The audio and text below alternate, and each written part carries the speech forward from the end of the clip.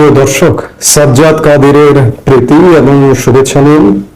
এই মুহূর্তে আপনাদের সামনে কথা বলতে এসেছি তিন বাহিনীর প্রধানের সাথে প্রধান উপদেষ্টার কেন বৈঠক হলো, এই প্রসঙ্গটি নিয়ে আপনাদের সামনে কথা বলবো। প্রধান উপদেষ্টার দপ্তর সূত্র, প্রধান উপদেষ্টার প্রেস উইং যেটি বলছে যে দেশের আইন শৃঙ্খলা নিয়ে বৈঠক হয়েছে প্রধান উপদেষ্টার, এবং বাংলাদেশের সংবাদ মাধ্যমগুলো এভাবে রিপোর্ট করেছে যে দেশের আইন শৃঙ্খলা নিয়ে উচ্চ পর্যায়ের বৈঠক প্রধান উপদেষ্টার। আমি এই সংবাদটা বিশেষ করে প্রধান উপদেষ্টার প্রেস উইং যে সংবাদ দিয়েছে সেই আলোকে সংবাদ মাধ্যমগুলো সংবাদ প্রকাশ করেছে সেটি একটু বলি। যে সংবাদে এমনটা বলা হয়েছে, আমি প্রথম আলো থেকে পড়ছি, শিরোনামটা ছিল এমন: দেশের আইন শৃঙ্খলা নিয়ে উচ্চ পর্যায়ের বৈঠক প্রধান উপদেষ্টার। সংবাদে বলা হচ্ছে, দেশের আইন শৃঙ্খলা পরিস্থিতি নিয়ে আজ মঙ্গলবার অর্থাৎ গতকাল মঙ্গলবার রাষ্ট্রীয় অতিথি ভবন যমুনায় উচ্চ পর্যায়ের বৈঠক হয়েছে। প্রধান উপদেষ্টা অধ্যাপক মোহাম্মদ ইউনূসের সভাপতিত্বে এই বৈঠক হয় বলে প্রধান উপদেষ্টার প্রেস উইং থেকে জানানো হয়েছে। প্রেস উইং জানিয়েছে, উচ্চ পর্যায়ের এই বৈঠকে স্বরাষ্ট্র উপদেষ্টা লেফটেন্যান্ট জেনারেল অবসরপ্রাপ্ত জাহাঙ্গীর আলম চৌধুরী, পররাষ্ট্র উপদেষ্টা মোহাম্মদ তৌহিদ হোসেন ও জাতীয় নিরাপত্তা উপদেষ্টা ডক্টর খলিলুর রহমান উপস্থিত ছিলেন। সেনাপ্রধান জেনারেল ওয়াকারুজ্জামান, নৌবাহিনী প্রধান অ্যাডমিরাল মোহাম্মদ নাজমুল হাসান, বিমান বাহিনী প্রধান এয়ার ভাইস মার্শাল মাহমুদ খান সহ অন্যান্য জ্যেষ্ঠ কর্মকর্তারা বৈঠকে উপস্থিত ছিলেন। বৈঠকে দেশের আইন শৃঙ্খলা পরিস্থিতি নিয়ে পর্যালোচনা করা হয়। জ্যেষ্ঠ নিরাপত্তা কর্মকর্তারা পরিস্থিতি নিয়ে প্রতিবেদন উপস্থাপন করেন। প্রধান উপদেষ্টা অধ্যাপক মোহাম্মদ ইউনূস রাজধানী সহ অন্যান্য জায়গায় আইন শৃঙ্খলা পরিস্থিতি স্থিতিশীল রাখার প্রয়োজনীয়তার উপর গুরুত্ব আরোপ করেন। বড় বড় বিভিন্ন ঘটনা সামাল দেওয়ার ক্ষেত্রে নিরাপত্তা বাহিনীগুলোর নেওয়া প্রচেষ্টার প্রশংসা করেন তিনি। খেয়াল করে দেখুন যে তিন বাহিনী প্রধান এই বৈঠকে ছিলেন। সাথে ছিলেন স্বরাষ্ট্র উপদেষ্টা, পররাষ্ট্র উপদেষ্টা এবং তথাকথিত জাতীয় নিরাপত্তা উপদেষ্টা, সাথে তিন বাহিনী প্রধান। এটা যদি আভ্যন্তরীণ আইন শৃঙ্খলা রক্ষাকারী কমিটিরই বৈঠক হতো, তাহলে এখানে পুলিশ প্রধান কোথায়, আইজিপি, র্যাব প্রধান কোথায়, কিংবা বিজিবিও আইন শৃঙ্খলা রক্ষার কাজ না, সীমান্ত রক্ষার কাজ করছে যেহেতু এখন, সেক্ষেত্রে বিজিবি প্রধান থাকার কথা। আনসার গ্রাম প্রতিরক্ষা কোনো ক্ষেত্রে করছে, তাদেরও থাকার কথা। কিন্তু এখানে স্বরাষ্ট্র, পররাষ্ট্র, জাতীয় নিরাপত্তা উপদেষ্টা এবং তিন বাহিনী প্রধান আর প্রধান উপদেষ্টা। আসলে কি আদৌ কি এটি দেশের অভ্যন্তরীণ আইন শৃঙ্খলা রক্ষা কমিটির বৈঠক? এটি একটি প্রশ্ন। এই বৈঠকটি আরো 2-3 দিন আগে থেকে জানা যাচ্ছিল যে তিন বাহিনীর প্রধানের সাথে প্রধান উপদেষ্টা ডক্টর মোহাম্মদ ইউনূসের বৈঠক হবে। এটি বাংলাদেশের গণমাধ্যমে না আসলেও ভারতীয় গণমাধ্যমে এসেছিল। ভারতীয় গণমাধ্যমে আরো এসেছিল যে গতকালকে সেনাপ্রধানের ঊর্ধ্বতন কর্মকর্তাদের সাথে, সামরিক কর্মকর্তাদের সাথে দরবার ছিল। সেটি গতকালকে হয়নি। কেউ কেউ বলছে যে আজকে হচ্ছে কিনা সেটা তার অন্য ব্যাপার। কিন্তু প্রশ্ন হচ্ছে যে গতকালকে বৈঠকটা হলো কেন? আসলে আইন শৃঙ্খলা পরিস্থিতির আড়ালে বৈঠকটি আসলে হয়েছে পররাষ্ট্র সংক্রান্ত, সীমান্ত সংক্রান্ত, এবং বিশেষ করে এর মূল কারণ হচ্ছে করিডোর ইস্যুতে। করিডোর ইস্যুটাকে খানিকটা আড়াল করবার কারণে এখানে বলা হচ্ছে যে উচ্চ পর্যায়ের বৈঠক, আইন শৃঙ্খলা নিয়ে উচ্চ পর্যায়ের বৈঠক। আচ্ছা, সেনাবাহিনীর কাজ কি দেশের অভ্যন্তরীণ আইন শৃঙ্খলা রক্ষা করা? বিমান বাহিনীর কাজ কি আইন শৃঙ্খলা রক্ষা করা? বা নৌবাহিনীর কাজ আইন শৃঙ্খলা রক্ষা করা? তাদের কাজ দেশ রক্ষা করা, বহিঃশত্রুর আক্রমণ থেকে দেশকে রক্ষা করা। তারা তো পুলিশি কাজ করা তাদের কাজ নয়। তাহলে এই বৈঠকটা মোড়ক দেওয়া হচ্ছে যে আইন শৃঙ্খলা নিয়ে উচ্চ পর্যায়ের বৈঠক প্রধান উপদেষ্টার। প্রধান উপদেষ্টা আইন শৃঙ্খলা নিয়ে বৈঠক করবেন পুলিশ, র্যাব, বিজিবি, আনসার তাদের সাথে। বিজিবিও নয়, বিজিবিরও কাজ নয় অভ্যন্তরীণ আইন শৃঙ্খলা রক্ষা করা। পুলিশ র্যাবের কাজ, আনসারের কাজ, গ্রাম প্রতিরক্ষা বাহিনীর কাজ। কিন্তু বৈঠক হচ্ছে তিন বাহিনী প্রধানের সাথে। যে কোনো দেশের তিন বাহিনী প্রধানের সাথে কখন বৈঠক হয়? একটা গুরুতর সময়, একটা চূড়ান্ত সময়, নিশ্চয়ই চূড়ান্ত সময়। এবং করিডোর ইস্যু নিয়েই কালকের বৈঠকটা মূলত ছিল, এবং করিডোর নিয়ে বিশেষ করে তিন বাহিনীকে চূড়ান্তভাবে রাজি করানোর জন্যই এই বৈঠকটি অনুষ্ঠিত হয়েছে। কিন্তু আসলে বৈঠকটি অমীমাংসিত এবং সরকারের নানা বিষয় নিয়ে তিন বাহিনী যে আপনি আমি দেশের নাগরিক, আপনার আমার নাগরিকের পালস নিশ্চয়ই তিন বাহিনী গুনতে পারে। দেশ যেভাবে চলছে এই অবস্থাতে তিন বাহিনী সন্তুষ্ট নয়। বৈঠকটি অমীমাংসিত।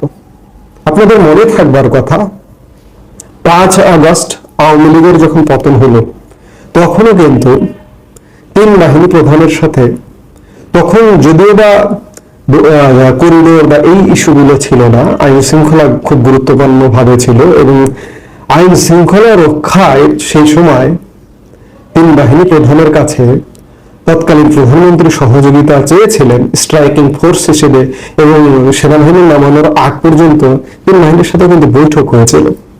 এই বৈঠক আলোচনার পরবর্তীতে কিন্তু সেনাবাহিনী নামে আইন শৃঙ্খলা রক্ষা করবার চেষ্টা করে এবং পরবর্তীতে কিন্তু আওয়ামী লীগ সরকারের পতন হয়। এই যে বৈঠক মীমাংসা হচ্ছে না, প্রধান উপদেষ্টার সাথে বৈঠকে আসলে মীমাংসা হচ্ছে না, অমীমাংসিত। এগুলো আসলে এক প্রকার, আমি যদি এটাকে বলি যে সরকার তো আসলে দেশ ভালোভাবে চালাতে পারছে না, পররাষ্ট্র নীতির ক্ষেত্রেও চালাতে পারছে না, অভ্যন্তরীণ নীতির ক্ষেত্রেও চালাতে পারছে না, করিডোর ইস্যুতে একটা বড় ধরনের জ্ঞান পাকিয়ে ফেলছে।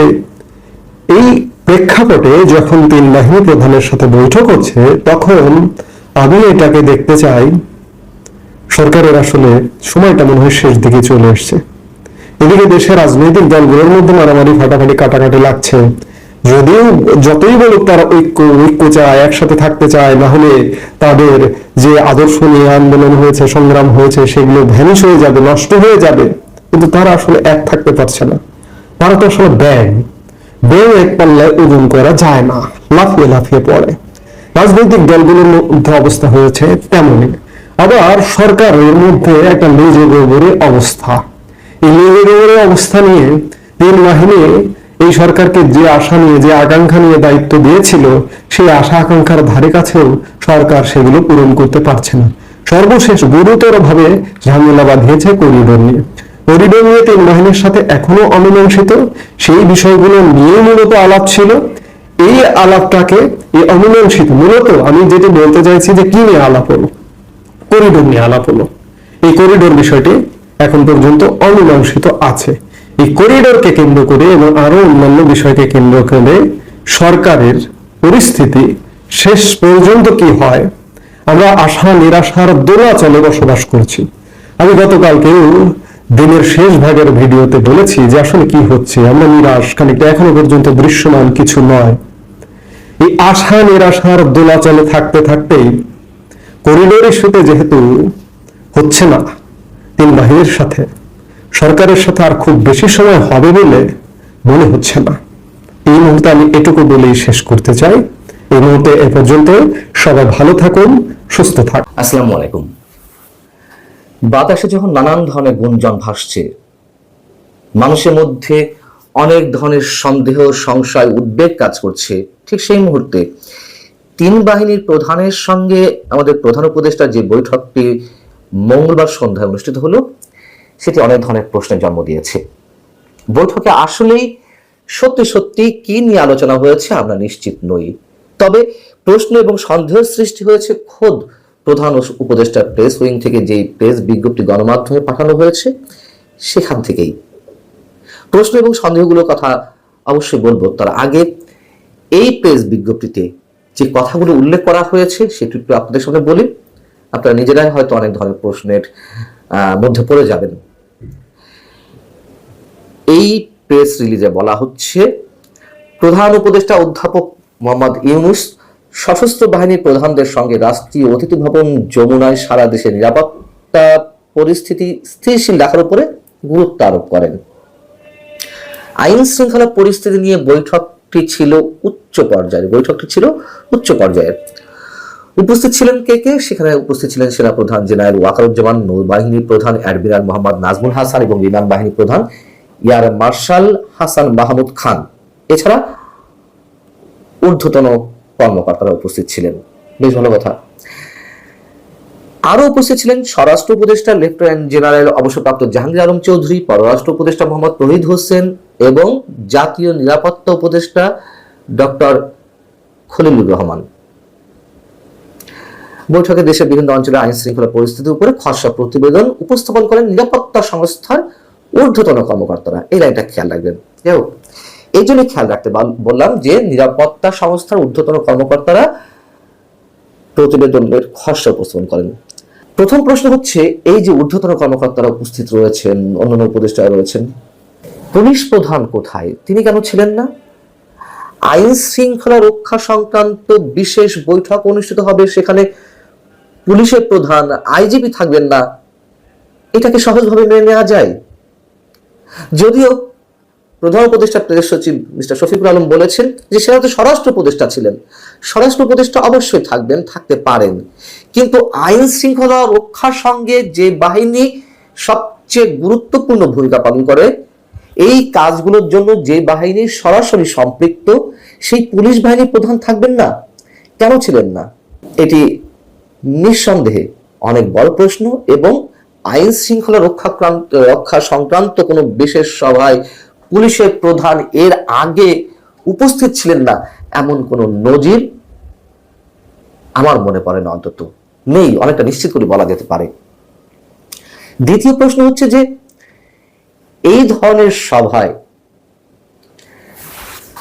পররাষ্ট্র উপদেষ্টা কেন থাকবেন? আইন শৃঙ্খলা রক্ষা সংক্রান্ত একটা জাতীয় কমিটি আছে, সেই জাতীয় কমিটির সভাপতি স্বরাষ্ট্র উপদেষ্টা, আবার দেখা যাচ্ছে সদস্য সচিবের দায়িত্বে আছেন। আমি জানি না এর মধ্যে যদি পরিবর্তন না হয়ে থাকে তাহলে আসিফ মাহমুদ সজীব ভুইয়া, যেটা নিয়ে আমি এর আগে প্রশ্ন তুলেছিলাম যে আর কোন উপদেষ্টাকে নিয়েই ব্রিগেডিয়ার জেনারেল শাখাওয়াত হোসেন, তাকেও তো রাখা যেত, যাই হোক সেটা অন্য বিষয়। অথবা এর আগে আওয়ামী লীগ সরকারের সময় এই ধরনের কমিটির সভাপতির দায়িত্ব পালন করেছেন তৎকালীন মুক্তিযুদ্ধ বিষয়ক মন্ত্রী। পররাষ্ট্র উপদেষ্টা তো আমার যত মনে পড়ে এই ধরনের কোনো কমিটিতে নেই, তিনি কেন উপস্থিত ছিলেন? আচ্ছা, ডক্টর খলিলুর রহমান তো জাতীয় নিরাপত্তা উপদেষ্টা, অর্থাৎ প্রতিরক্ষা বিষয়ক মন্ত্রীর সমমর্যাদার পদ। প্রতিরক্ষা মন্ত্রীর কাজ কি? প্রতিরক্ষা সংক্রান্ত, খুব স্বাভাবিক, এতে তো ব্যাখ্যা করা কিছু নেই। তিনি কেন উপস্থিত ছিলেন? আমরা ধরে নিতে পারি তিন বাহিনীর প্রধানের সঙ্গে প্রধান উপদেষ্টার এই বৈঠক হতে পারে, যেহেতু দেশের আইন শৃঙ্খলা রক্ষার কাজে বাহিনীর সদস্যরাও কাজ করছেন, পুলিশ বাহিনীর সদস্যদের হেল্প করার জন্য। কিন্তু পররাষ্ট্র উপদেষ্টা আছেন, নিরাপত্তা উপদেষ্টা আছেন, অথচ পুলিশের প্রধান নেই। সেই জায়গা থেকে মানুষের মনে যে নানান ধরনের দ্বন্দ্ব দোলাচলের মধ্যে আছে, সেই জায়গা থেকে যদি আমরা প্রশ্ন করি তাহলে কি আসলে সেখানে করিডোর নিয়ে আলোচনা হয়েছে, যে বিষয়টি নিয়ে বাংলাদেশের সব শ্রেণীর মানুষ এখন ভয়ঙ্কর একটা উত্তেজনার মধ্যে রয়েছেন, এবং যেই ইস্যুতে সেনাপ্রধান একেবারেই দ্বিমত পোষণ করছেন, বিপক্ষ অবস্থান করছেন, বাংলাদেশের সার্বভৌমত্বের প্রশ্নে তিনি অটল, আপোষহীন, সেই বিষয়টি আলোচনা হয়েছে কিনা এটি প্রশ্ন আকারে উঠতেই পারে। এবং আরো যে বিষয়গুলো রয়েছে, যেহেতু প্রতিরক্ষা উপদেষ্টা, পররাষ্ট্র উপদেষ্টা, তিন বাহিনীর প্রধান, স্বরাষ্ট্র উপদেষ্টা, যুদ্ধ নিয়ে তো অনেকেই অনেক ধরনের মন্তব্য করেছেন, তাই না? সরকারের বিভিন্ন পর্যায়ের শীর্ষ দায়িত্বশীল ব্যক্তিদের পর্যায় থেকে অনেকেই, সেই বিষয়ে কোনো আলোচনা হয়েছে আমরা জানি না। তবে এটুকু অনেকের মনে সন্দেহের দানা বাঁধছে যে আসলে আইন শৃঙ্খলা রক্ষা সংক্রান্ত যে বৈঠকের বিষয়টি তুলে ধরা হয়েছে হয়তো তার ঠিক নয়। আমি বলছিলাম যে প্রধান উপদেষ্টা প্রেস উইং থেকে যে বিবৃতিটি বা বিজ্ঞপ্তিটি পাঠানো হয়েছে গণমাধ্যমে, তার মধ্য দিয়েই অনেক ধরনের প্রশ্ন উঠছে। যদি এখানে এই বৈঠকটি আইন শৃঙ্খলা রক্ষা সংক্রান্ত কোনো বৈঠক হিসেবে উল্লেখ না করে যদি বলা হতো দেশের সার্বিক পরিস্থিতি নিয়ে উচ্চ পর্যায়ের বিশেষ বৈঠক, তাও আমরা মেনে নিতে পারতাম যে এই ধরনের বিশেষ বৈঠকে প্রধান উপদেষ্টা যাকে প্রয়োজন মনে করছেন তাকে ডেকেছেন। কিন্তু যা উল্লেখ করা হয়েছে সেখান থেকেই অনেক বেশি গুঞ্জন, অনেক বেশি সন্দেহ, সংশয়, প্রশ্ন মানুষের মধ্যে উকি দিচ্ছে। এবং এইগুলো তখনই উকি দেয় যখন যখন তথ্যের অবাধ প্রবাহ থাকে না। আমাদের কাছে মনে হচ্ছে যে এখানে কিছুটা আড়াল করার চেষ্টা করা হয়েছে, আর সেটি ঘটেছে বলেই অনেক ধরনের গুঞ্জন। দেশের পরিস্থিতি তো আসলে ভালো না, একটা অস্বস্তিকর পরিবেশ, অস্বাভাবিক পরিবেশের মধ্যে দেশে 18 কোটি মানুষ রয়েছেন। এবং গত 2-3 দিন আগে যে ঘটনা ঘটলো, সেনাবাহিনীর বিরুদ্ধে লং মার্চ করার সাবেক সেনা সদস্যদের সমন্বয়ে উদ্যোগ নেওয়া হয়েছিল, এটি আমরা এর আগে ইতিহাসের কোথাও খুঁজে পাবো না। ভালো থাকুন সবাই, আল্লাহ হাফিজ।